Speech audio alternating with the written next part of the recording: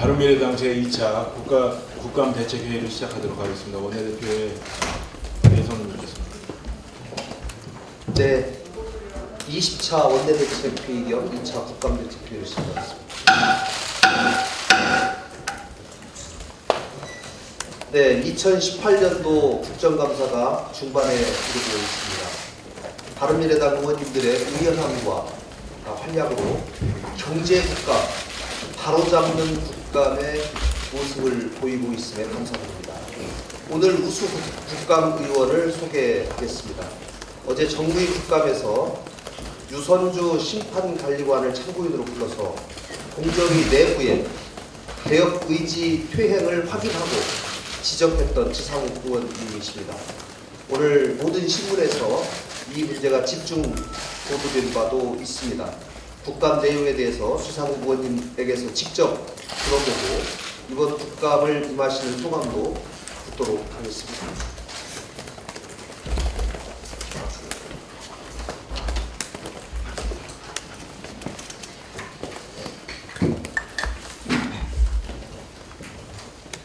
네, 오랜만에 뵙겠습니다. 지상욱입니다. 어제 제가 공정위 국정감사를 통해서 공정거래위원장 김상조 위원장이 벌이고 있는 공정위 개혁 시효에 대해서 실상을 제기했습니다. 김상조 위원장은 작년 취임하자마자 공정위원회 내부 개혁을 우선적으로 해내겠다면서 국회는 물론 국민들에게 때만 되면 기자회견을 통해 밝혔습니다. 내부 개혁의 핵심은 공정위 퇴직자들을 비롯한 외부인들이 공정위 사건에 임의적으로 개입하지 못하게 하고 결론에 이르는 과정을 투명하게 이르게 하겠다는 것입니다. 제가 2016년 국감을 통해서 공정위 출입기록 3만여 건을 분석해서 대기업, 로펌, 공정위 퇴직자들이 공정위 사건에 아무 거리낌 없이 개입하는 정황을 밝혀냈고, 검찰에 의해 퇴직자와 수사를 받는 상황이 발생하는 등 위기 때마다 김상조 위원장은 내부 개혁안을 발표하면서 현 정부의 개혁 의지를 더욱 강조했었습니다. 그런데 그 김상조 위원장은 개혁은 말뿐 현 정부가 청산을 외치든 적폐를 허용하는 일들을 내부적으로 은밀히 행해왔던 것입니다. 심지어 가장 강력했던 2012년 6월에 공정위위원회 면담 지침에서 퇴직자들은 공적, 사적으로든 모든 접촉을 금했는데 이 지침을 숨겨놓고 문제가 있을 때마다 이보다 못한 지침을 내놓으면서 개혁 전도사를 자처하면서 국민을 속였던 것입니다. 판사 출신으로 공정위에 들어와서 일하고 있던 공정위 현직 유선주 심판관리관은 보다 못한 나머지 이례적으로 용기를 내어서 국감장에 나와 김상조 개혁 시효의 실상을 고발하기에 이르렀습니다. 현직 고위급 공무원의 내부 고발자로 나선 것은 현 정부 들어서 처음 있는 일입니다. 은밀하고 교묘하게 내부 지침을 변경해가면서 공정위 퇴직 공무원들의 밥그릇을 챙겨주는 과정을 밝혀내기는 쉽지 않은 일이었지만 이 담당 유선주 국장의 증언으로 김상조 위원장의 적폐 감싸기 민낯을 속속들이 우리는 확인하게 되었습니다. 어제 정무위에 우리 당 유이동 간사 이태규 의원들께서 저를 지원하면서 이를 이슈화하는 데 성공했습니다. 이 국감 활동에 대해서 당 차원에서 오늘 저를 격려해 주셔서 당원들과 함께 감사하다는 말씀을 드립니다. 공정의 적폐 청산은 이제 시작이라고 생각합니다.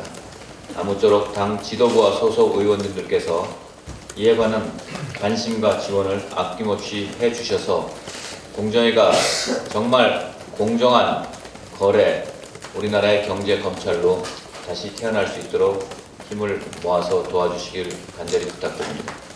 감사합니다. 네, 지상욱 의원님 활약에 감사드립니다. 바른미래당은 앞으로도 문재인 정부와 대한민국을 바로잡는 국감으로 계속 진행해 나가겠습니다. 어제 주요 상임위에서 바른미래당 의원님들의 활약이 휘두러졌습니다. 정무위에서 지상욱 의원님, 이태규 의원님께서 공정위 기업 집단국장의 내부 비리 은폐를 지적했고, 국방위 하태경 의원님은 마린논 헬기 추락 사건과 관련해서 사고에 대한 전면적 조사와 근본적 대책 동의를 이끌어냈습니다. 기재위에서는 김성식 의원님이 청와대 통계 개입 문제를 제기하면서 통계 인프라의 신뢰 상실의 문제점을 지적했고, 유승민 의원님은 통계청 자료에 최저임금 인상 효과분이 누락된 점을 지적하면서 통계 주도 현장을 비판했습니다. 복지위원회 최도자 의원님은 마약류 관리의 허점을 지적하면서 언론의 집중적인 관심을 받았고, 법사위의 오신환 제2배 의원님은 비준동의안 문제에 대한 법제처 유권 해석의 문제점을 비판하고 법제처장의 안이한 인식을 지적했습니다. 이렇게 바른미래당 의원님들은 각 상임위에서 뛰어난 역량을 발휘하면서 활약해주고 계십니다. 그런데 이러한 바른미래당 의원들의 활약에도 불구하고 상당수 상임위가 더불어민주당과 자유한국당에 의해서 파행이 거듭되는 바람에 정략적 공방이 부각되면서 국정감사에 대한 비판 여론도 높아지고 있습니다. 양당의 구태 때문에 바른미래당을 포함한 국회 전체가 비난받는 것은 국회의 일원으로서 어쩔 수 없다 하더라도 양당은 지금이라도 국회 역할과 임무에 충실히 임할 것을 촉구합니다.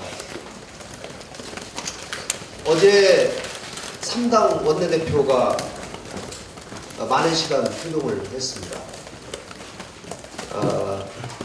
6개의 특위 구성 문제, 또 헌법재판소 재판관 후보 추천 문제를 논의했습니다만 합의에 이르지 못했습니다.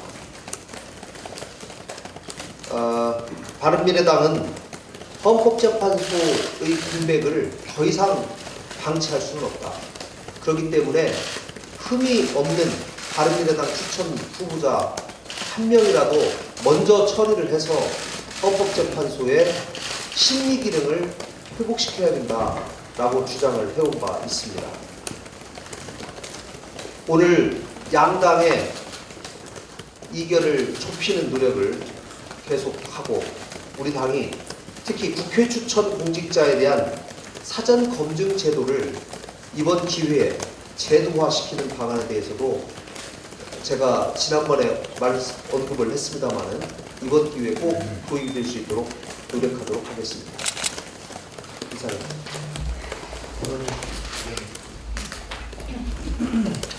네, 안전한 대한민국을 만드는 데 정부는 총체적으로 무능했습니다. 붕괴된 상도 유치원 측의 안전점검 예산 요구를 교육지원청은 거부하고 유치원 자체 예산으로 안전을 점검하게 하고, 그 결과에 대해서도 적극 조사하지 않았습니다. 나돈 침대 이후 생활 속 나돈에 대해서도 정부는 대처가 없었습니다. 대한송유관공사 정기지구 6년의 수방점검 결과 모두 양호였습니다. 가스안전공사의 정기점검에도 모두 양호 판정을 받았습니다.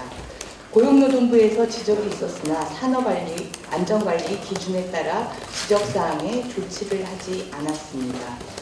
더 절망적인 것은 이런 무능에 정부가 부끄러움을 모른다는 것입니다.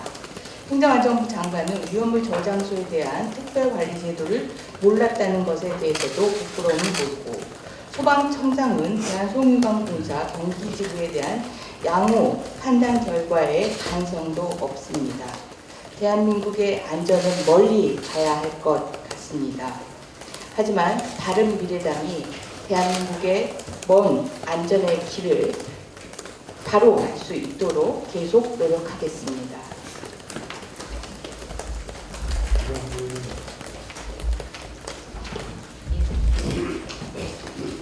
3개월 만에 돌아온 미세먼지 나쁨 예보, 운해 문제 함께 해결해야 합니다. 어제 올가을 들어 113일 만에 수도권을 포함해서 충청, 강원, 전국까지 미세먼지 나쁨이 예보됐고 오늘은 남부지방으로 내려갈 것으로 전망되었습니다.